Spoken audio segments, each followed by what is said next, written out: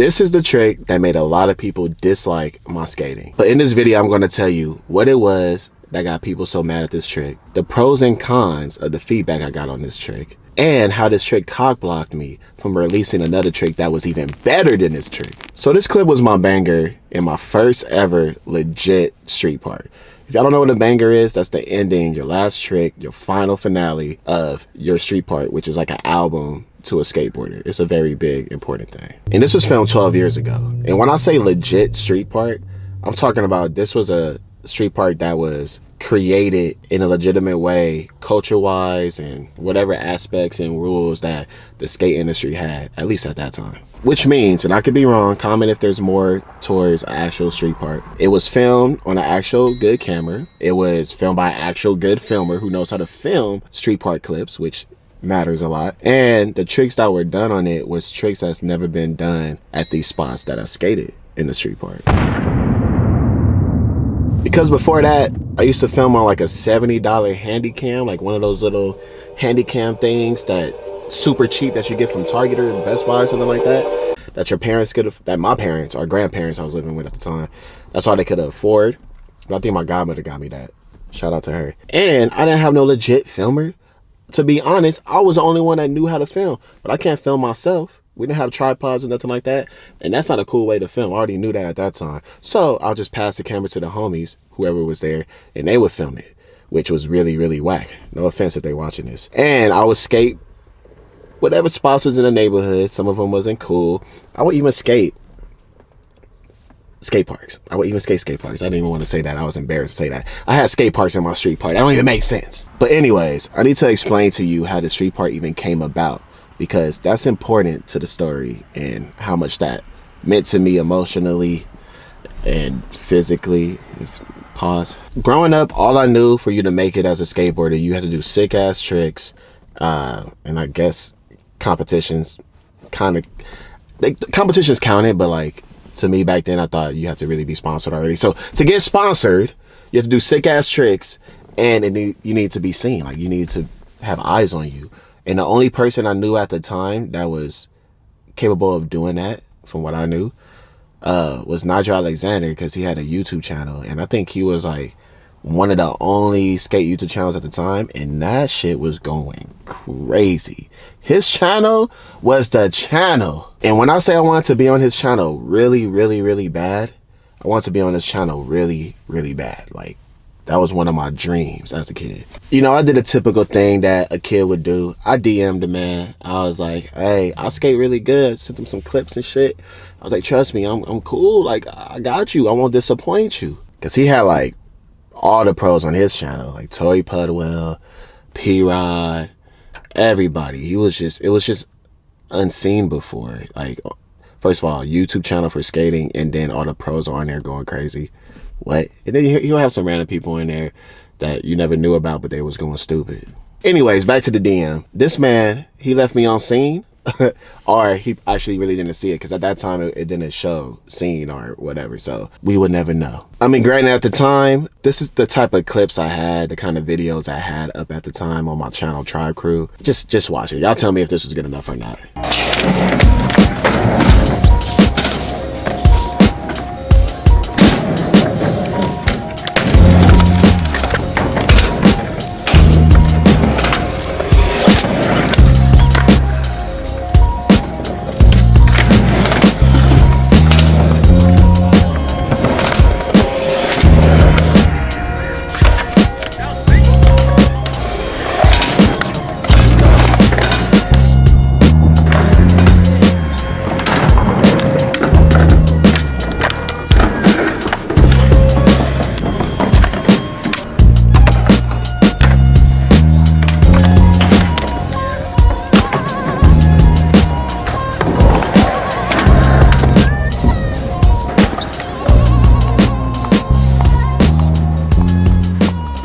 So you might be wondering, so how did y'all get connected then if he left you on scene or didn't respond back? Well, one day, my friend Nick Shaw, he just got a nice, good camera. You know, he lived more in the nicer side of LA. I lived more in the the scum side of LA, but he was a cool dude and he liked my skating and he helped me out and was like, let's film a montage at Lincoln Plaza, Skate Plaza, which was kind of new at the time. And next thing you know, Nigel Alexander pulls up to the skate park. When he pulled up, I knew this was my chance to show off, go crazy. It was like a dramatic movie to me. Like, shit was going in slow motion. Like, it was one of those moments like, oh my God, this is it. So what I do, I start going in.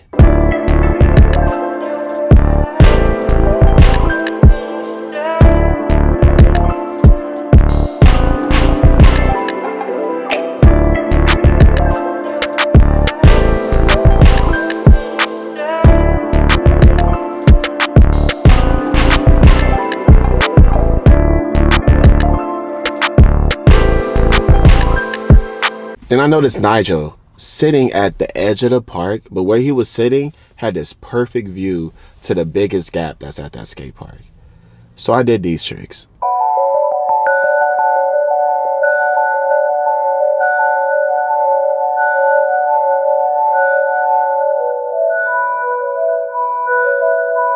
I'm low-key happy as fuck. I'm proud as fuck. I'm excited. And I'm sure he's impressed. I'm like, he gotta be impressed, right? So I'm like, how could he not approach me? Pause. And guess what? He didn't. I mean, they clapped and shit. Like, they was like, hey, that was cool. So that felt good. But, you know, niggas went on with their day. Yeah. Seems kind of sad, huh? Nah.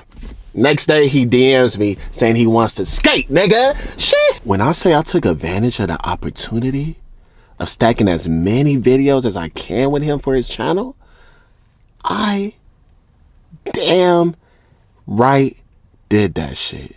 I mean, fuck, bro. Like, there's hundreds of there's hundreds of videos on there of us collabing on his channel. I'm talking about I did a whole lot of videos, guys. Which I want to give a big shout out to him because that's what started my career and put eyes on me and really gave me some motion. So I appreciate you for that, Nigel. But that being said, we knew the YouTube videos, these gimmick videos were good for like the kids and getting attention. But at that time, sponsors didn't give a fuck about that. They actually kind of looked down upon it. They wanted to see what you could do in the streets. They wanted to see a street part. So guess what we did? We worked on my street part. I took this street part so serious that I ditched school a lot. And when I tell you guys when I ditched school, I never did school to do like any drugs or anything like that, like drinking or smoking or just to hang out and do dumb shit. I ditched school so much just to practice tricks for these street parks, just to get better. Like I was like, fuck school, nigga. I'm about to take the bus to Venice skate park because I know once you get to the park, you're good. I'm over here telling y'all the secret and shit. Kids, don't do this, don't ditch. But anyways, I did that so I could get good for the street park. So when we linked up, I could get clips. You feel me? Got in a lot of trouble for that. My favorite clips in this part is this line.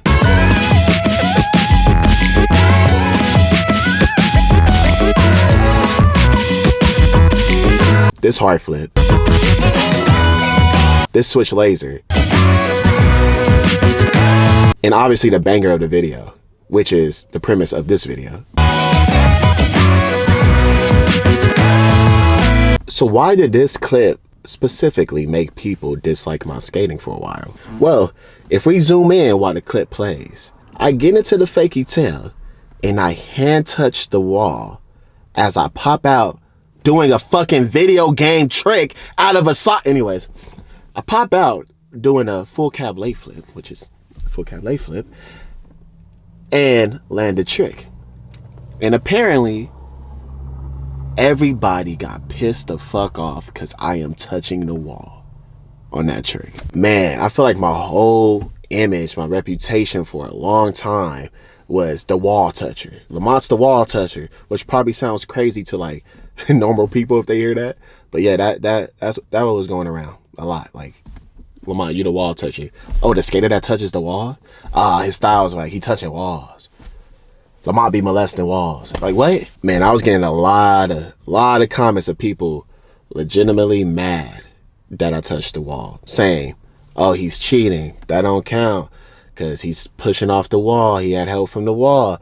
And to be completely honest, was it cheating? Did that help me do the trick? So I did go to the video to get screenshots of the comments so I could actually show y'all proof of the comments. And to my surprise, guess what? The comments must have been so bad that this motherfucker turned them off. I didn't know it was possible to get embarrassed by something that was 12 years ago again after 12 years. But that's kind of embarrassing seeing that the comments is all. Anyways, I can still explain how the pros and cons affected me. You know, all the feedback. Like, talk about what are you speaking? The pros and cons. I can explain the pros and cons from that feedback in my life. Like how they helped me and how it didn't help me. We're going to start with the cons, the bad shit. Made me very insecure.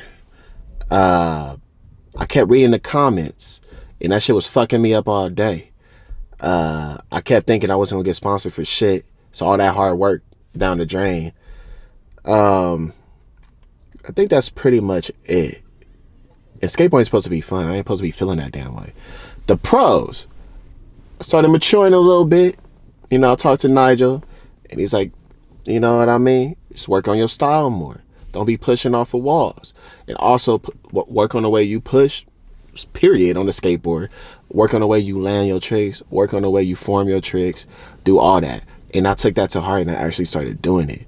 Which, that got me more recognition and was able to give me more sponsors easily than that street part, if that makes sense. And more fans, viewers and shit like that. Taco Bell.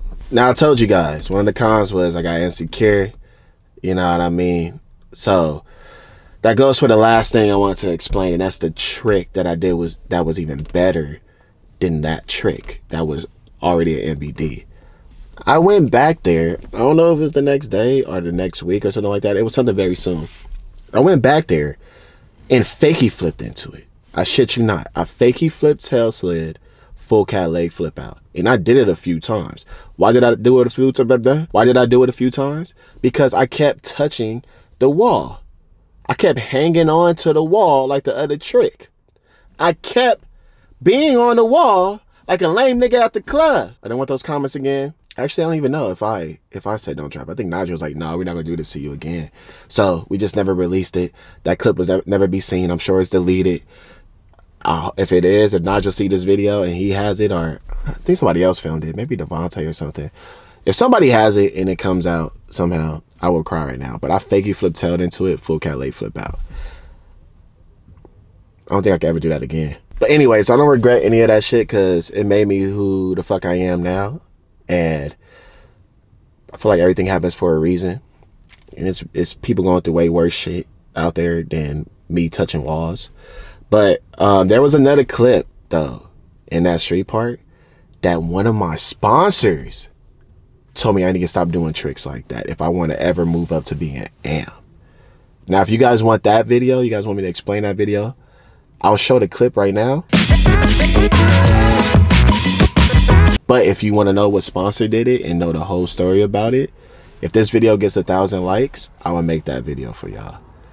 All right, 111 family. I hope you guys are enjoying this daily upload stuff. I'm trying to post more than once a day. I'm trying to go in because, like I told you guys in that first video of me coming back to this, I said like I'm gonna kind of dumb it down and just, you know, talk more to you guys, explain things, and just make it more a little creative where I can be more consistent. So I hope you guys are enjoying the videos, and in return, just give the videos likes and comments so we can help push it.